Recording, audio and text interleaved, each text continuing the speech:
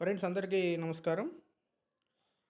మనకి మార్నింగ్ నుంచి అయితే ఒక జియో నంబరు 38 అని చెప్పి ఒకటి అయితే వైరల్ అవ్వడం జరుగుతుంది.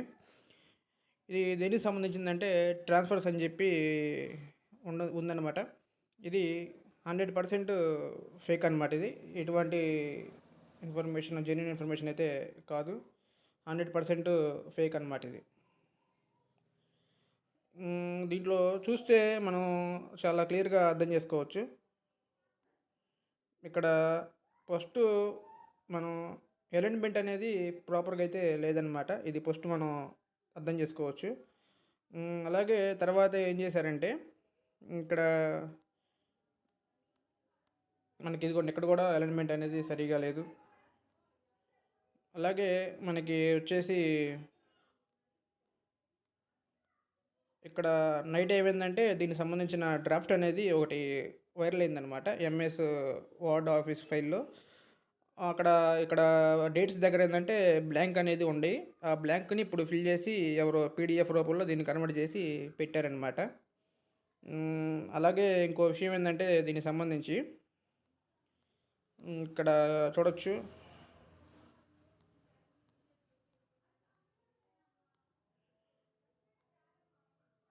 ఆగస్టు 15థ్ అని చెప్పి ఇచ్చారు ఇక్కడ డేట్స్. ఆగస్టులో అయితే ట్రాన్స్ఫర్లు అయితే ఉంటాయి కానీ కొంతమందికి కొన్ని డిపార్ట్మెంట్ల వరకు ఈ డేట్స్ అయితే కరెక్ట్ అయితే కాదనమాట. ఇది అంతా కూడా రాంగ్ డేట్స్ ఇవన్నీ. అలాగే తర్వాత ఇక్కడ 10th పాయింట్ అనేది మనం చూడొచ్చు.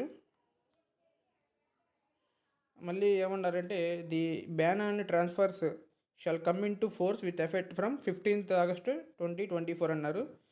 ఇది కూడా రాంగ్ అనమాట. ఈ పాయింట్ కూడా రాంగు. ఇక్కడ 15th కాకుండా 31st అనేది ఉంటే కొంచెమైనా దీంట్లో జెన్యూన్ అనేది ఉండేదనమాట. ఇది కూడా ఇది కూడా రాంగ్ పాయింట్ ఇక్కడ. అలాగే ఇక్కడ 10th పక్కన కూడా చూడండి 2 డాట్లు అనేది పెట్టడం జరిగింది. ఇది కూడా ఎడిటింగ్‌లో చూసుకోలేదు వాళ్ళెవరో చేసినోళ్ళు. అలాగే మనకి ఇంకోటి దీంట్లో మిస్ అయ్యారు. అదేంటంటే ఫైనాన్స్ డిపార్ట్మెంట్ యొక్క కాన్కరెన్స్ అనేది దీంట్లో ఎక్కడ మెన్షన్‌లు చేయలేదనమాట. అది లేకపోతే అసలు జియో అనేది దానికి మీనింగ్ అయితే ఉండదు. అది ఎక్కడ అయితే దీంట్లో లేదు. అది కూడా మిస్ అయింది. అలాగే ఇక్కడ ఈ విధంగా అయితే కొన్ని చాలా రాంగ్స్ అయితే ఉన్నాయన్నమాట జియోలో.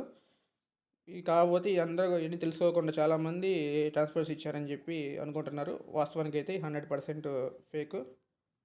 జెన్యూన్ గైడ్లైన్స్ ఇంకా అయితే రాలేదు.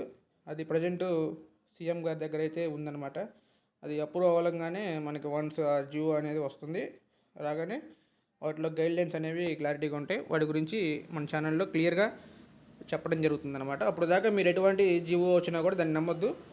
దీనికి వాస్తవంగా ఇది ఎందుకు వచ్చిందంటే బయటికి డ్రాఫ్ట్ అనేది ఒకటి బయటకి అయితే రావడం జరిగింది ఫస్టు. అందులో అక్కడక్కడ బ్లాంక్స్ అనేవి ఉన్నాయి అన్నమాట. ఆ బ్లాంక్స్ని ఫిల్ చేసి పీడిఎఫ్ చేసి ఈ విధంగా గ్రూప్స్లో అయితే వైరల్ అనేది చేయడం జరిగిందనమాట. సో ఇది 100% అయితే ఫేకు. కాబట్టి దీని మీద ఎవరు కూడా దీని గురించి ఆందోళన చెందే పని లేదు. సో ఇదన్నమాట ఇన్ఫర్మేషన్ సంబంధించి మన దీనికి సంబంధించిన ఇన్ఫర్మేషను. కాబట్టి ఇంకా జెన్యూన్గా అయితే ఇంకా ట్రాన్స్ఫర్ సంబంధించి జియో అయితే రాలేదు. అది రాగానే వన్స్ మన ఛానల్లో పెట్టడం జరుగుతుంది క్లియర్గా.